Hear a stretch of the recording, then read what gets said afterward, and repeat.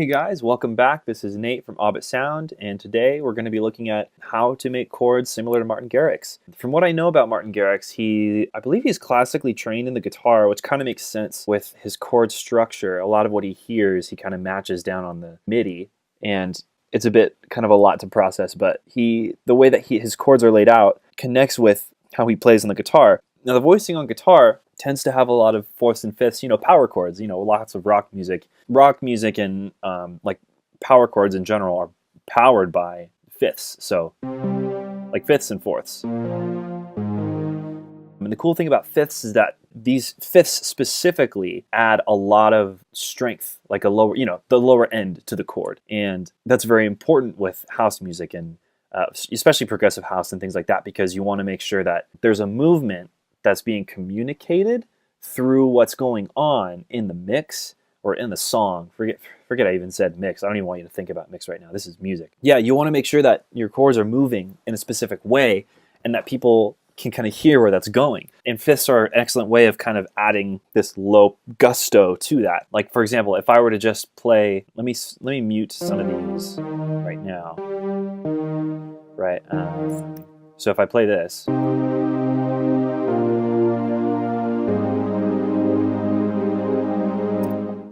it's kind of cool, right? But these fifths here give a lot of power. Right, you're hearing that. In fact, you might not even be hearing it, but your ear is feeling that now, because these intervals are very strong. And it actually kind of sounds like a guitar, when you kind of play a power chord. And that essentially is primarily the heart of Martin Garrix's chords, is these, you have these fifths on the bottom. But another thing that he does is a lot of suspension and dissonance. And a suspension is like, say you have the C minor chord, right? You got your 1, your 3, your 5. And that's 1, 3, 5 because, in a scale you've got 1, 2, 3, 4, 5, 6, 7. So like 1, 2, 3, 4, 5, 6, 7, and then octave.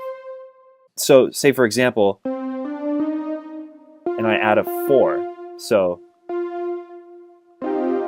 right, it's very pretty. You got these, they're color tones, right? You have these color tones that are joining in with this progression. It's making the emotion that you're wanting to communicate a bit more specific. So like if I'm just having, it's like, oh, that's kind of sad, right? You got Moonlight Sonata, Beethoven. Pause. I want to check and see if that's actually Beethoven. It is Beethoven. Ha ha. Yes. Okay. So you have this kind of sad chord, but you add this in there. It's like, man, I'm feeling sad, but there's a bit more to it than just being sad, right? We're complex people. We have complicated emotions. Half the time we don't know what we're feeling, but that's all right. Color tones help communicate that. And see, with the fifth, you got the fifth interval down here. Beautiful. So with that in mind, I want you to listen back to this and listen to the fifths and listen to the dissonance and where it is.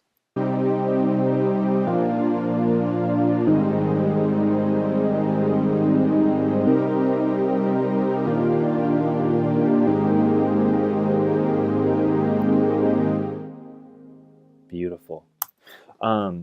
So let's take a look down here. We got this, right? So like together it's like kind of gross, but that's interesting, right? And then we have now this.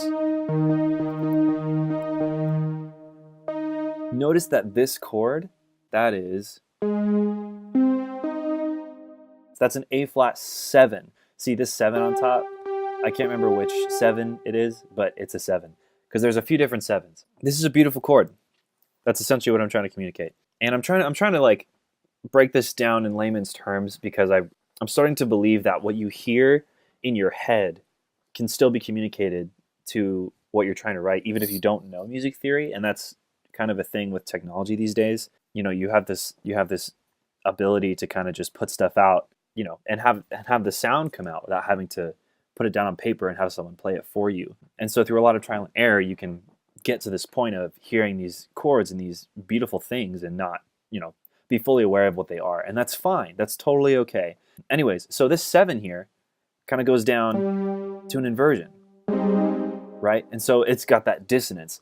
But you have this foundation here that's bringing the note, or bringing the chord, sorry, back to beautiful tone.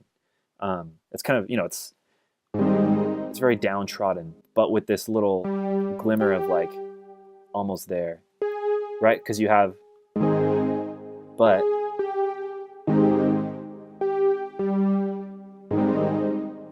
and it's just so, I just think that's awesome.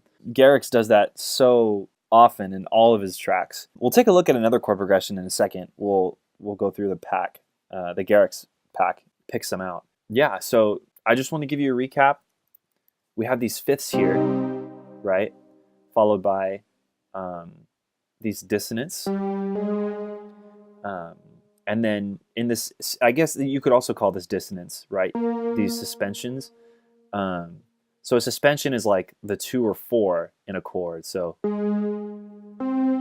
right, 1, 3, 5, but 1, 2, 3, and then,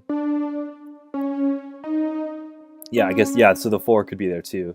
But that's a bit more like, it sounds kind of Renaissance. Very cool. And then you have the bass. Martin Garrix just uses that in all of his stuff. You can play, say, like, so I think right now we're in the key of C minor. Yeah, we are. So the key of C minor, and he's got C minor to, I guess that's an A sharp major, a B flat major chord, and then an A flat 7. And see, so just, and that's how you know. There's a descending line. Yeah, it's essentially hot cross buns if you learn that on the recorder in little elementary school.